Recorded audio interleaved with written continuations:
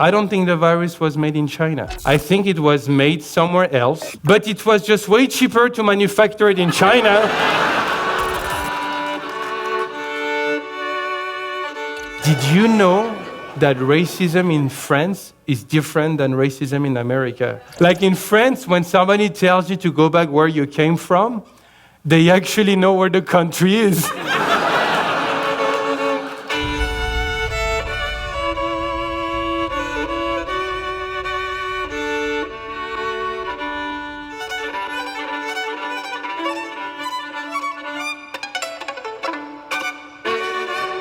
Welcome to my show!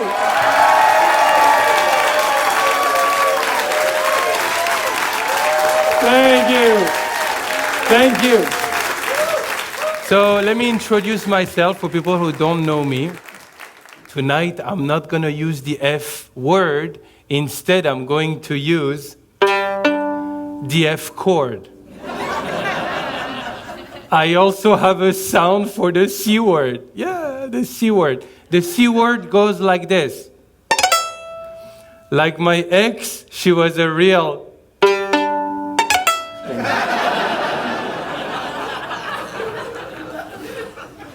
As you can hear, I was born and raised in France. But my parents, they come from another romantic country, Iran. Hey. See, that's the thing in America, is people have the wrong idea about Iran. So I wrote a beautiful piece of music, and if I don't play it, my fans are going to be mad at me. This concerto got over 25 million views online. It really shows the relationship between America and Iran. It's called the American-Iranian Concerto. I hope you enjoy.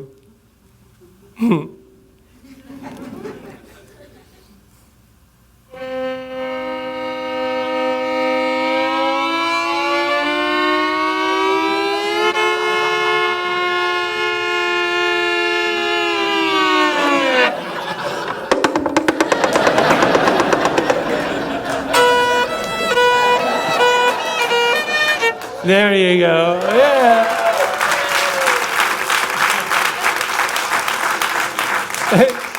And if you want to download this music, it's on CNN.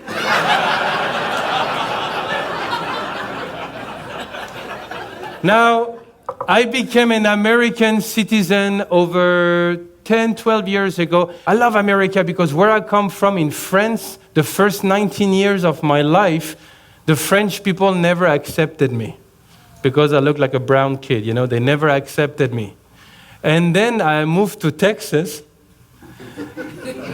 and there they accepted me. They accepted me as a Mexican, but mi familia. And I'll never forget the citizenship test. If you want to become an American citizen, you have to go through the citizenship test. I'm not making this up. The first question was, where is America?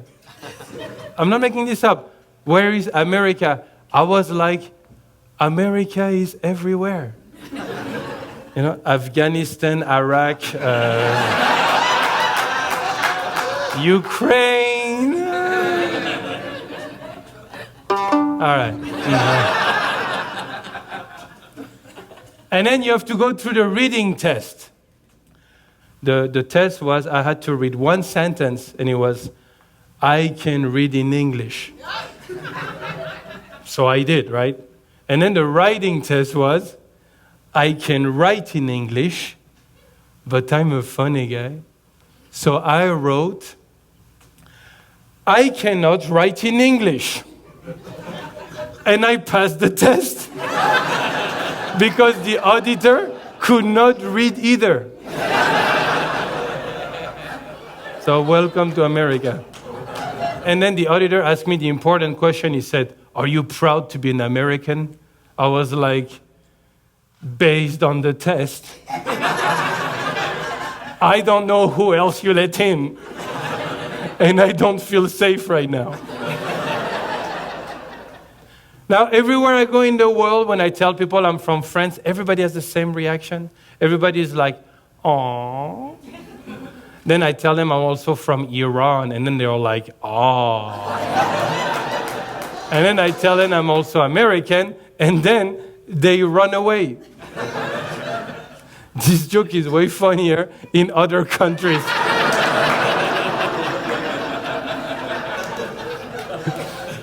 You know, in the movies when they tell you, like, if the aliens attack the Earth, we all gonna fight together as one human race, right? I don't think so. I think that if the aliens attack, like, Afghanistan, the aliens will be like, we're gonna destroy Afghanistan, and we're gonna be like, we've already done it. This joke is funnier on other planets.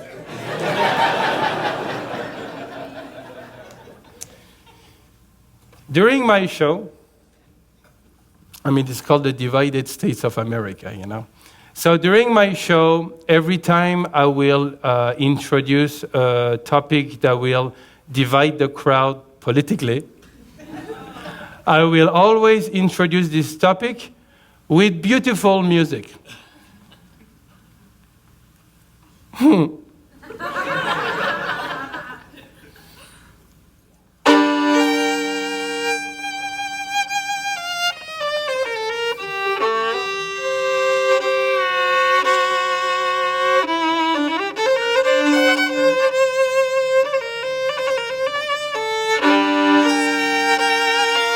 Let's talk about COVID.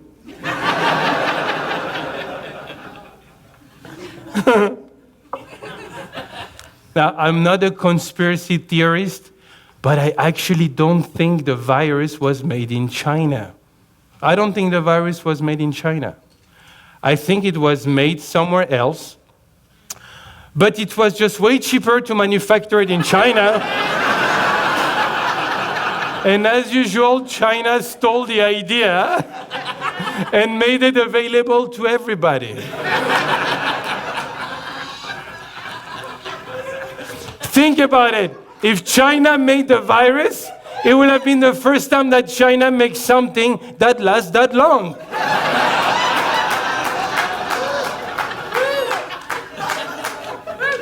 I lost friends during COVID.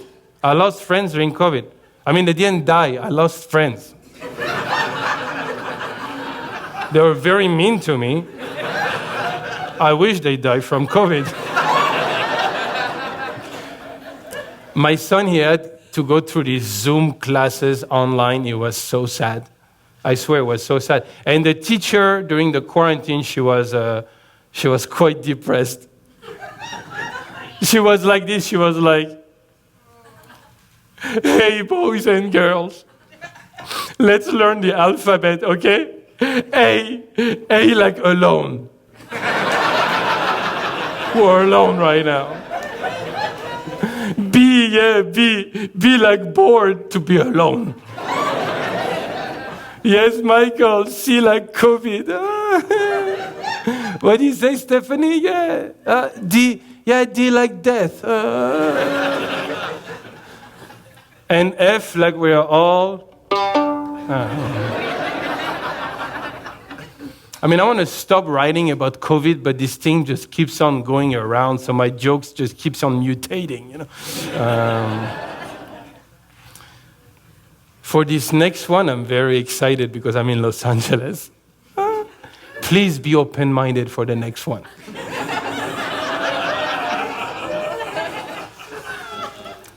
Didn't you have a voice in the last 2-3 years? Be open-minded. A voice telling you, like, what about if the CDC is just having a blast? Imagine, and they're making things up. Just imagine. And they're like this, they're like,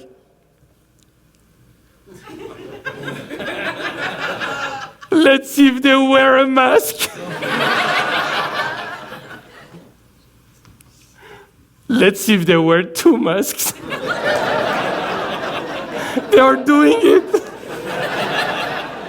And it kind of reminds me of our government, and our government is like this. Let's see if they're going to go vote. Look, they think it makes a difference. In my first comedy special, I was telling people that because of my French accent and my Iranian face, American people gave me a new nickname, the gay terrorist. And that the only thing by calling me that is that I am not gay.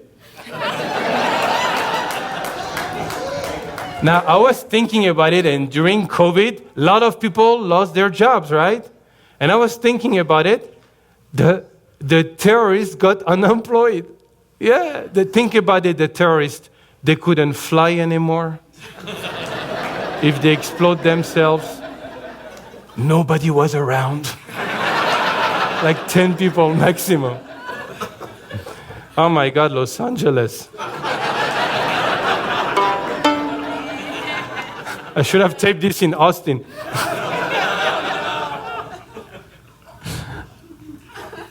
I don't believe anything anymore. Do you guys? After the last 2-3 years, do you believe anything that's on your phone? No. I don't even believe Biden is president.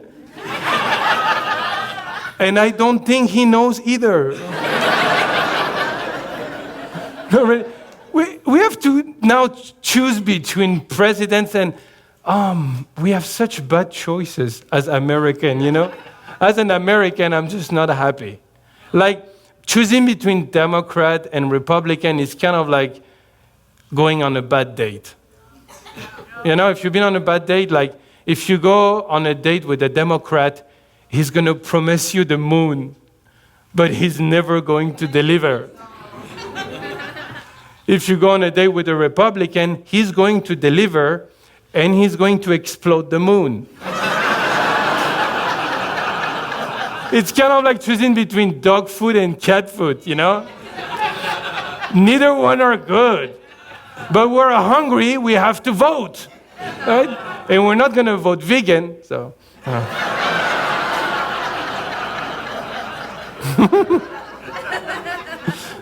I don't know why I'm taping this in LA. What was I thinking? My son, he has different accents when he cries. No, it's true, because my wife is from Mexico, so when he cries with a French accent, he's like, "Mwah, mwah." When he cries with a Mexican accent, he's like, "Ay, ay, ay, ay." And when he cries with an American accent, he's like, "Not my president, not my president." This joke works every term.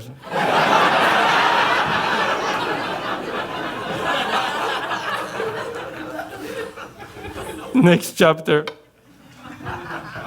If you like this special, please like, comment, and share. Otherwise...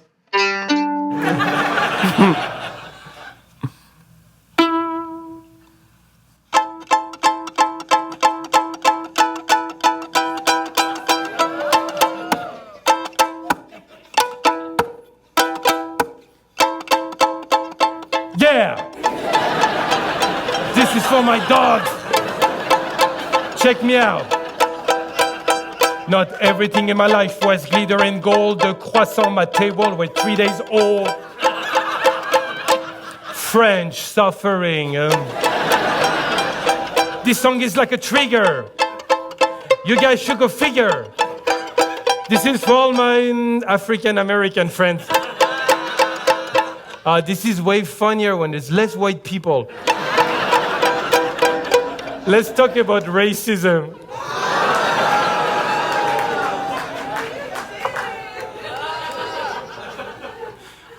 I mean, we had a lot of racism in France. You guys probably don't know that, but I remember these French white kids that were looking at me when I was a kid and were like, why you don't look like us? And I remember I was like, I don't want to look like you ugly, stinky French piece of frog. As I said, there were a lot of racism in France. Did you know that racism in France is different than racism in America? Did you know that? Like, in France, we're better at it. Like in France, when somebody tells you to go back where you came from, They actually know where the country is.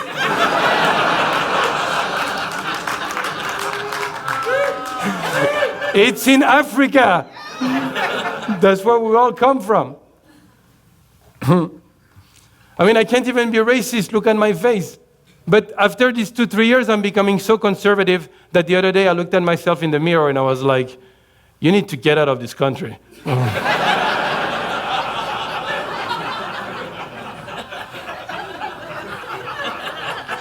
And I can't even be racist. I'm married to a Mexican wife, and I love her. She's great, you know? And our kids, they are American, French, Mexican, Iranian. It's weird at home because my wife, she really tries to speak French. And then me, I really try to speak Spanish. And we have no idea what's going on. But our relationship has never been better. So everything we say it in French, Spanish, English. So I'll give you an example. For example, for the word the parking, in French we say le parking. In Spanish is el estacionamiento. And in Los Angeles, where we live, there is no parking. So we don't teach that word. Or the way you say hi. Like in France, we give 2 kisses on the cheeks to say hi. In America, you guys give hugs. And in Mexico, they stole my wallet. Which is a weird way to say hello. I remember the first time my child tried to speak to us, because my son looked at my wife and he was like, Mama. I corrected him. I was like, no, it's mother. And then he said, Papa. And I was like, no, it's God. Sometimes you don't know what's wrong with your kids, like especially when they're babies and you're young parents, you know. Clap if you have children. Who has children? So let's talk about those dream killers. Once my child, he was crying, like he was a baby, he was crying for like 3 days in a row. And then we understood, we're like, oh, he needs water. And it's hard to have a romantic life, you know, like when you're a young parent. So if we want to have like a quickie, we go the Mexican style, we just throw them a soccer ball, you know. But if you want a whole night of romance, you go the French style, you give them a big glass of wine. It works every time. Now, I guess you have to be a father or a mother to understand what it is to be a parent, because when I saw the pregnancy, I really respect women at a different level. Like what you guys go through is completely insane, you know? When my wife got pregnant for the first time, we started having the same symptoms. It's true. Like, she felt weird, I felt weird. She was really moody, and I couldn't stand her. And then she felt she was getting fat. And I felt she was getting fat. You know? But to celebrate on the first trimester, we decided to go to France. Aww, what a bad idea. We went to France, and over there, she ate something wrong, and she got sick. We had to go to the pharmacist, and the pharmacist was so French, you know. And my wife, she was like, I'm going to go practice my French. And I was like, don't practice here.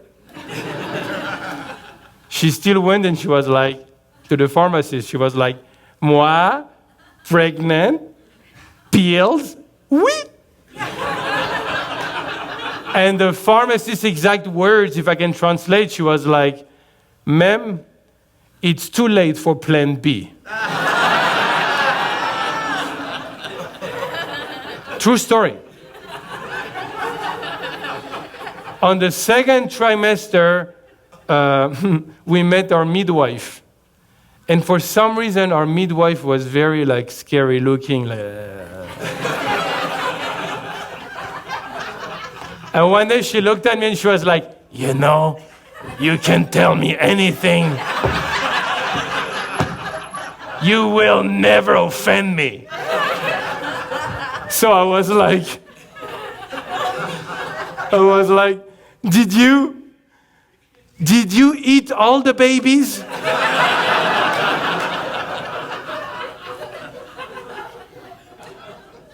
On the last trimester, we realized that my son was breech. He was in the wrong way, right?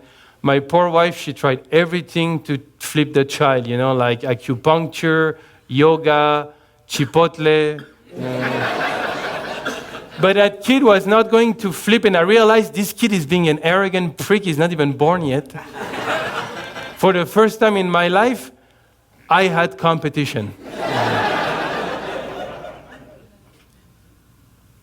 There's been so many lies in the last 3 years that I had to come up with a new chord, the lying chord. Yeah, very important, the lying chord. My son, he asked me, he said, "Dad, what is lying?" I was like, "Do you remember when I told you you were the most important thing in the world?" Do you remember when they said they were going to have like weapons of mass destruction in Iraq? And then my wife came and she said, "Do you remember when I told you he was your son?"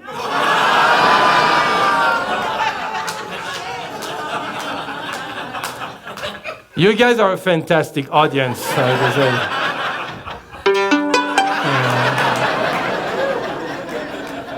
I hate that joke because I love my wife and my kids, but you guys keep on laughing.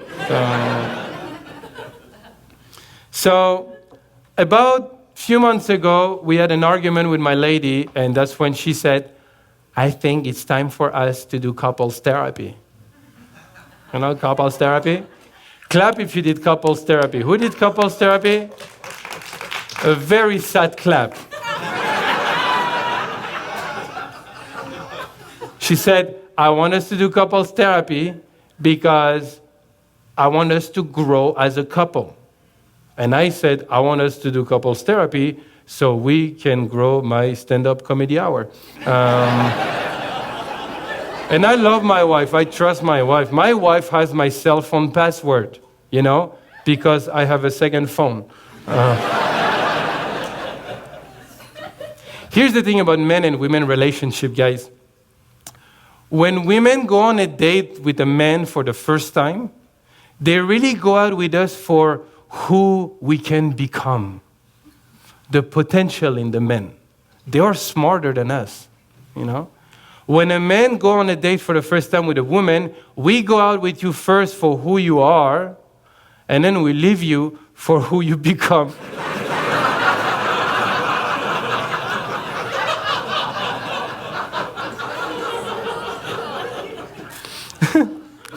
So here's what I learned from couples therapy. Guys, take notes. It's gold, I swear.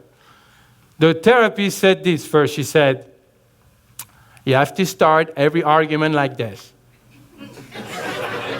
First, you have to say, 'What I hear is that you're feeling, and what I feel, no.' And I don't talk like that to my friends. That's the problem, right? So the first thing she said, 'Listen, you should not try to fix your lady's problem. You should just acknowledge her feelings. You should listen. You should listen. Guys, you should just listen to your lady. So next time your lady, she's screaming at you like, 'Would you help me with the groceries?' You just listen.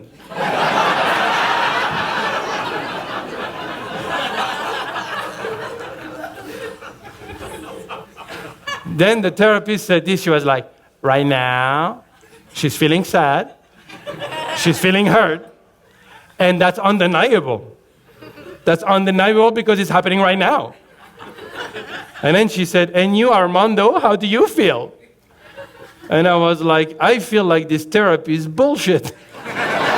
And that's undeniable.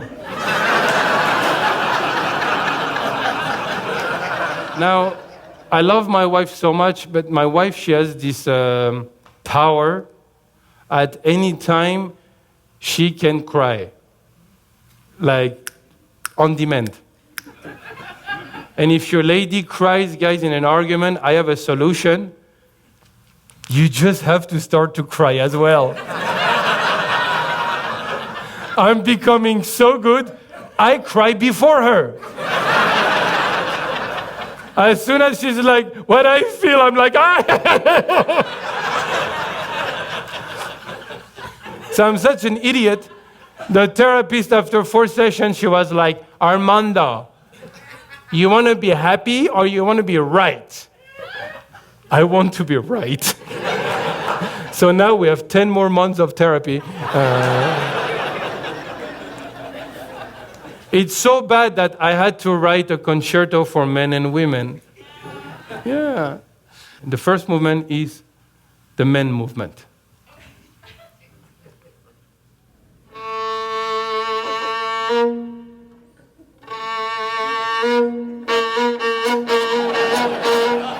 The second movement are the ladies.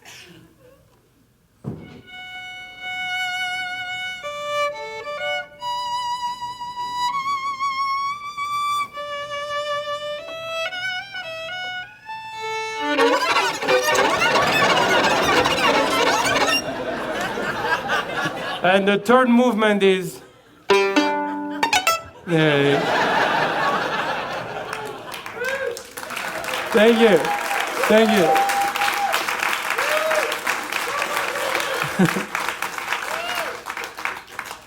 Now, we talk a lot about the environment right now, right? And the medias are such a liars. Did you notice that about the medias? The medias, they're like a daring kid, just daring all the time. They're like, this is the medias, they're like, they're never gonna elect Trump. They're never going to attack Ukraine. He's never going to have a bomb in the violin.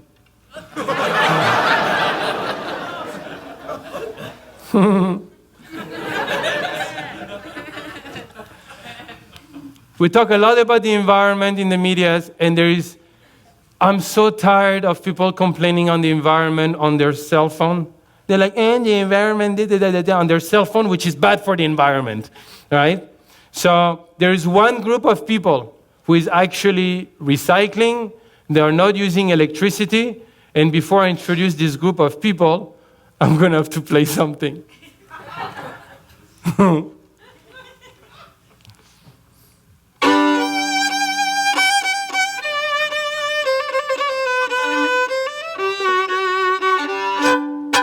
Let's talk about the homeless. Again, wrong city. What was I thinking? You have to give it up to the homeless in Los Angeles, guys. They have to survive earthquakes, fires, traffic. The only thing they cannot survive is a job application. It's okay, you can laugh. They are not here right now. They cannot afford the ticket. This is only going to get worse. So you have to open up, you know? So I was, right after the quarantine, I was driving with my wife and the 2 kids. And we saw all these homeless tents. And I told my wife, I said, in this car, I have the 3 most important people in the world, you know? The kids and myself.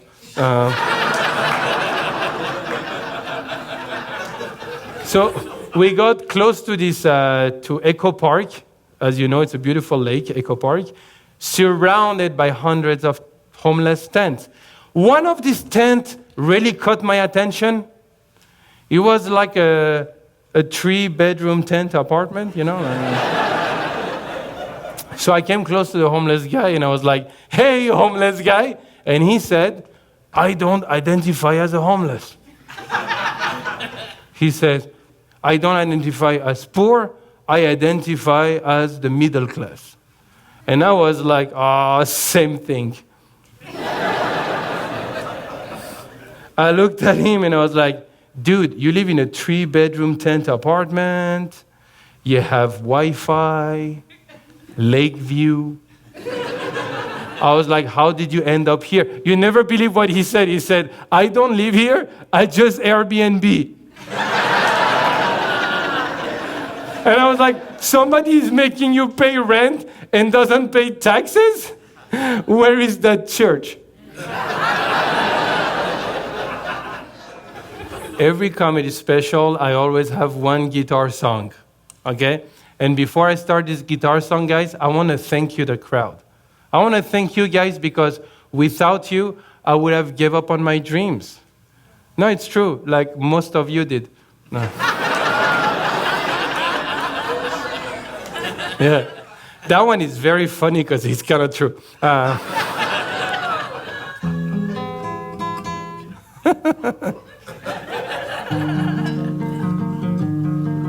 See, the problem with my shows is that I have all these horrible thoughts in my head. And if I don't share them, I cannot sleep at night. So, why should you? I'm also a laugh conductor. I'm a laugh conductor. So when I'm going to do this, you guys have to laugh, okay? Not yet.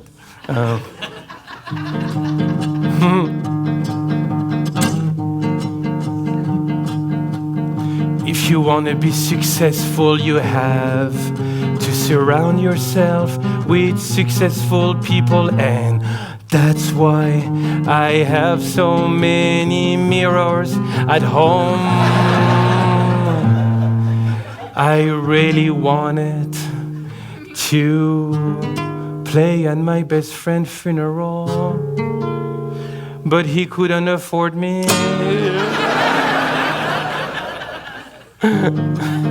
I'm kidding. I don't have friends. If you want to be successful, you have to learn from failures. And that's why I hang out with all my comedian friends. I'm kidding. I would never hang out with those losers. I like to bring bad news with this guitar, by the way. There is a bomb in the guitar.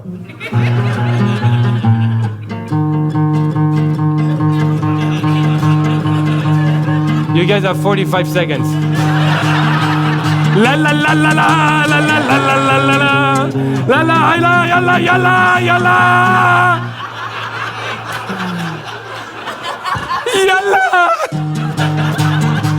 That was the gay terrorist. But please, please don't hold your laughs. You never know. It might be your last one. Yeah, you guys did great.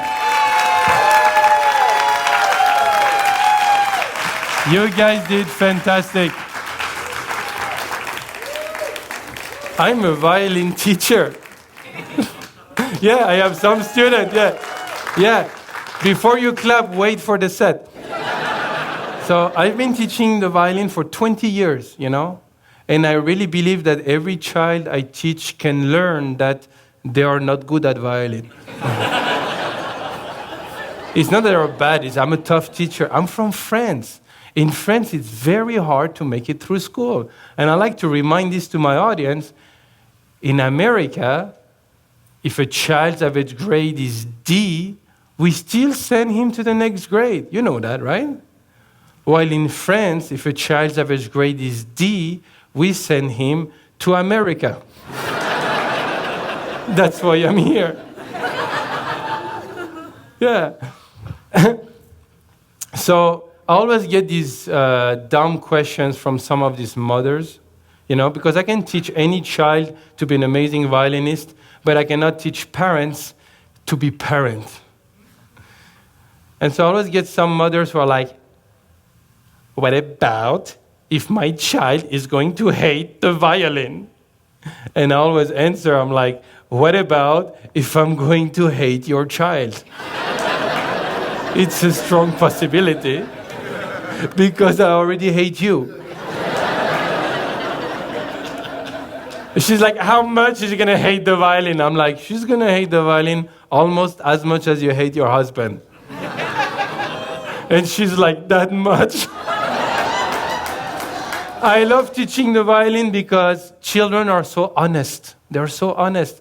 I showed my 5-year-old student, Jonathan, how you can sound like a squeaky bed on the violin. It's kind of cool. It sounds like this. Listen.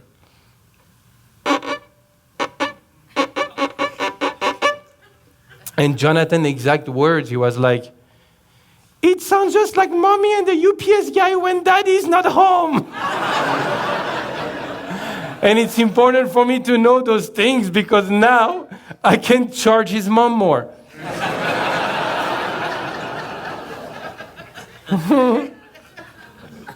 It will only get worse, okay?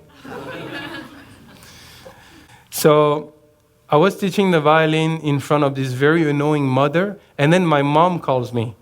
And my mom, she talks to me in Farsi. So we're talking in Farsi, and I'm telling my mother that this mom is being a real, The woman understood everything. She turned red.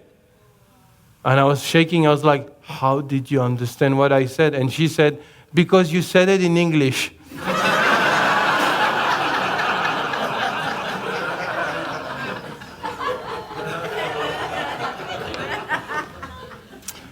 I mean, it's great to have a French accent, but it's not always great, especially when I call my provider and I get the automatic voicemail answering machine, because it sounds like this. "Welcome to AT&T. For English, say or press 1. Para continuar en español, marque 2. And I'm like, 1. 1? Freaking 1? "Welcome to AT&T. For English, say or press 1. And I'm like, I can't figure it out. It sounds like you said, you want to kill everyone. Is that what you meant? Or what I love is to watch American movies dubbed in French. That's a lot of fun. Watching American movies dubbed in French. You know the movie Scarface? You know when Al Pacino goes, "Say hello to my little friend." Right? This is Scarface in French. "Dis bonjour à mon fusil." Whoa. You watch The Terminator. You know the famous scene, "I'll be back." This is "I'll be back" in French.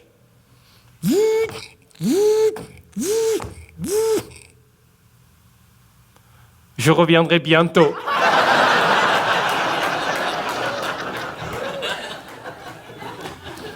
And then you watch porn in French, and it actually sounds the same.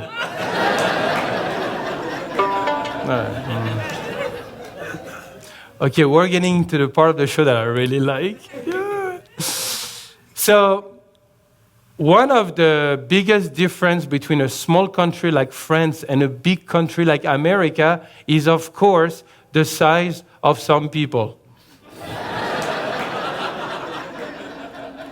I'm not talking about 200, 250 pounds, that's very cute. I'm talking about the 500-pound homeless guy in Texas holding a sign, "I'm hungry, we'll work for food." And I'm like, take a day off. Because our homeless people in France are starving and they're holding a sign saying, "Need a cigarette." We'll work 2 hours maximum. Now, we used to have fat people in France, but your fat people ate our fat people. But we still have few fat people in Paris, and we call them tourists.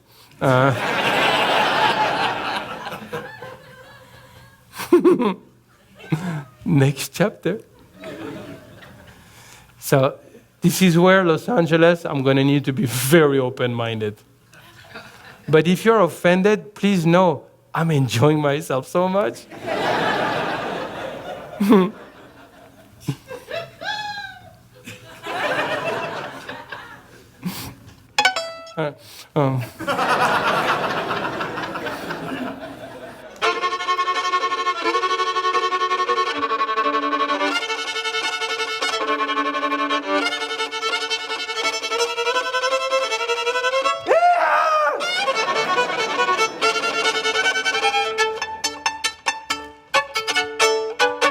Let's talk about American politics.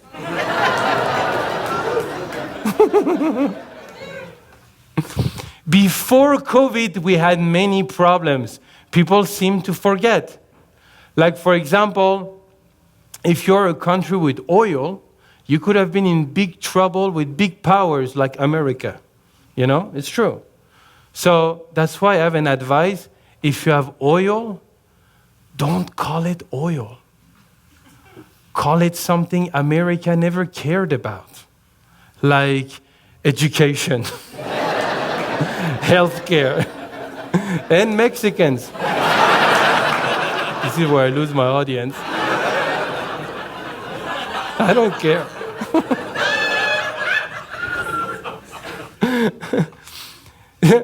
I was imagining hell in different countries. What would be hell living in different countries?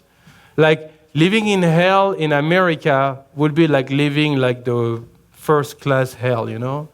Best hell in the world.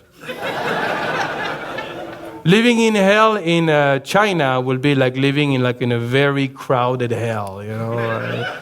Very good.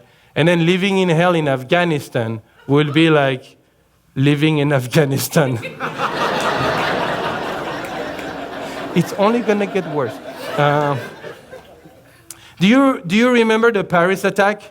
Do you remember that? Like when terrorists attacked Paris? Like everybody changed their profile picture to the French flag. Do you remember that? Everybody. But when Iraq lost 1 million civilians, nobody did anything. Did you notice that? How unfair is it? And I realized why. There is not enough bakeries in Iraq. Think about it. Iraq is not the most romantic place in the world, you know? Like, you wouldn't go on one knee to propose to your wife in Iraq, right? You might go on 2 knees, but...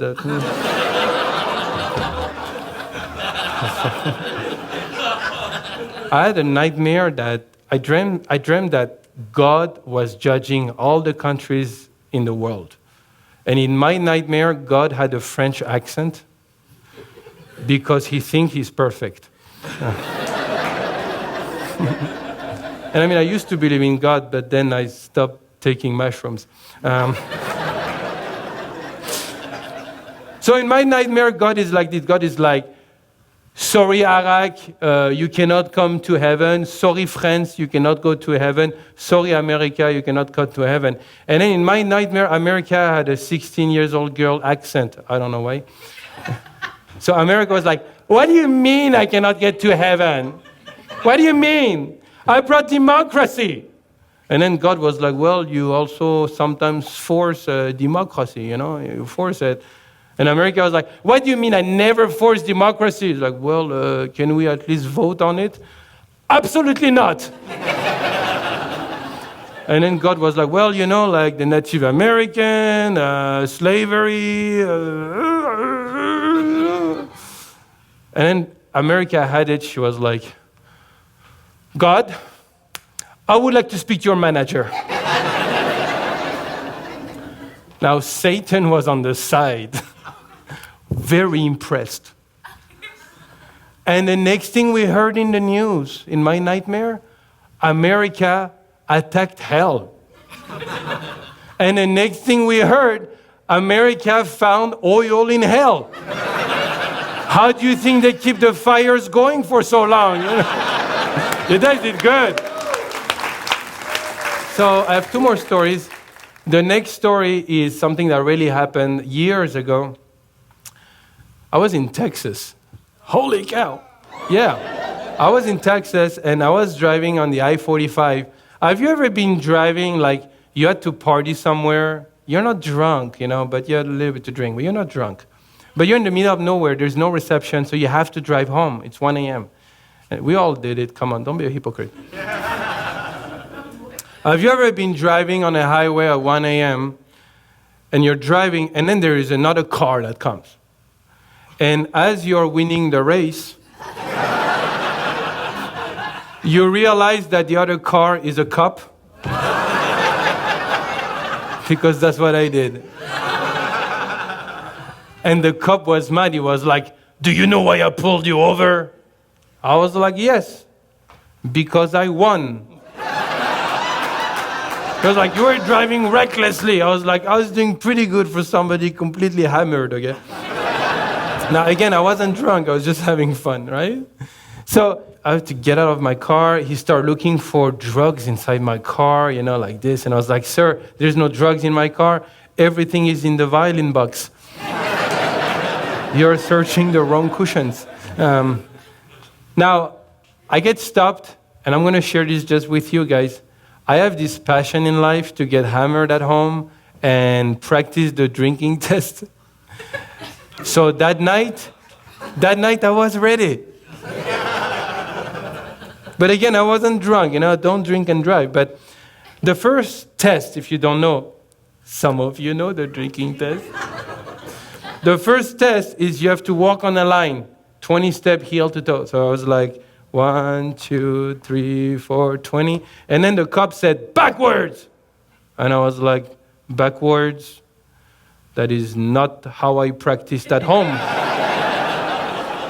Backwards. 1, 2, 3, 4. Then you have to follow the light. Some of you know that. So the cop went like this. And I was like this. Then he went like this. And I was like this. And then he went like that. And I was like, have you been drinking too? Now, after all of this, I still have to go through the breathing test, and I passed the test, because as I said, I'm not drunk, I passed the test. But I looked at him, I was like, sir, thank you for your work. 30 minutes ago, I could have gone to jail, but now I had all the time to lose the alcohol. So thank you. And he said, you're going to stay here another hour so the alcohol goes down. I was like, don't worry, I have a six-pack in the trunk. Now, of course, don't drink and drive, of course. But here's my thing. In America, you can have a gun at 18, but yet you cannot drink until you're 21. Which doesn't make sense, because if you just shoot somebody, don't you want to celebrate with a nice Merlot? That was the classiest joke of the night.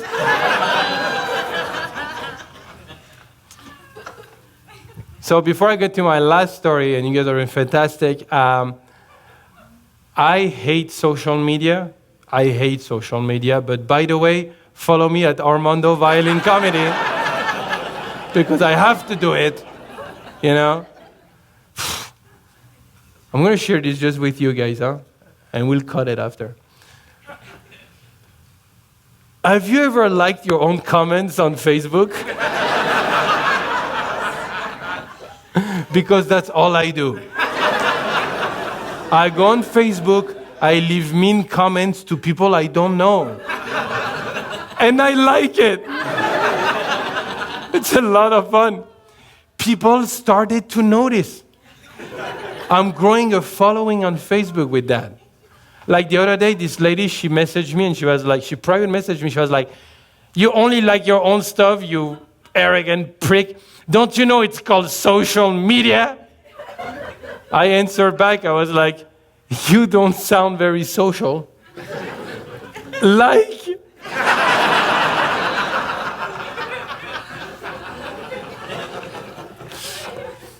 All right, here's the last story, and then after that, we're going to play a 3-minute violin piece, if you want to, right? And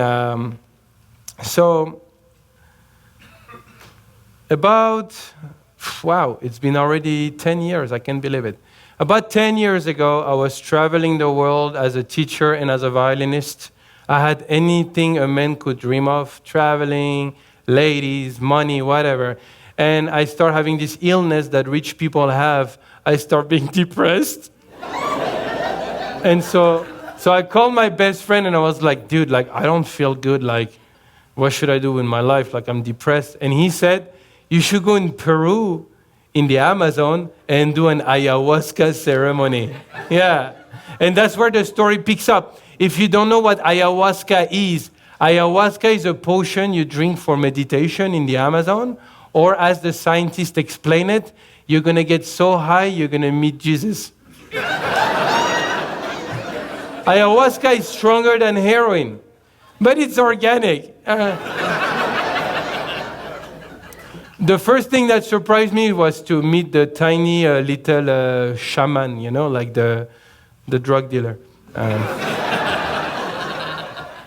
He looked at me and he was like, "Strong energy, Chico. Tonight, for the first time, you will finally meet yourself." And I was like, I'm going to meet myself. What an honor.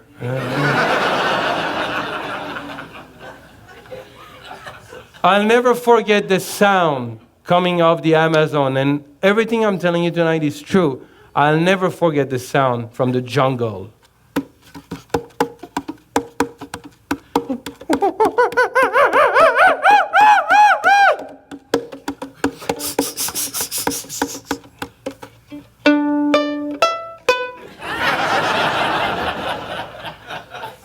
Very strong drugs.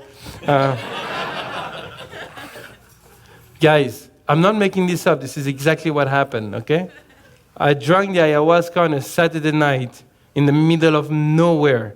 No cell phone connection, nothing. You have to get there on a boat for 5 hours. If anything happens to you, you're done, okay? I drank the ayahuasca, I lie down, and then the shaman started to sing.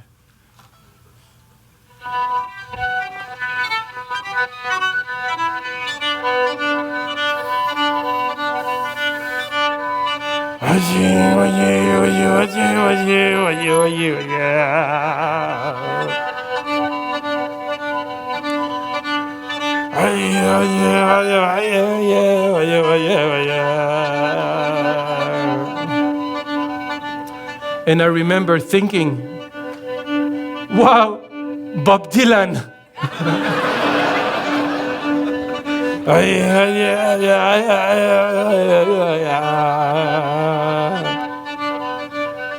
And after 4 hours, I was like, do you have another song?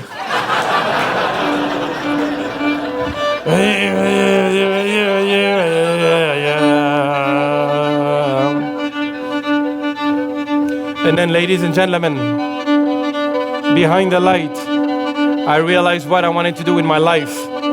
I needed a challenge, because that night, I met myself for the first time. Yeah, I'll be a stand-up comedian. Thank you so much, guys. Thank you so much.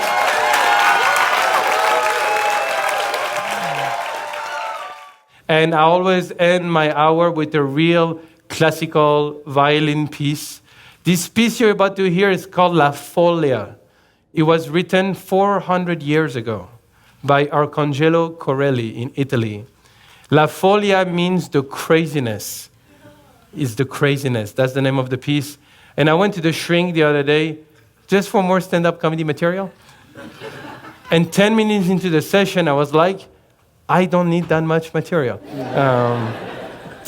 Please welcome to the stage my pianist, Arut.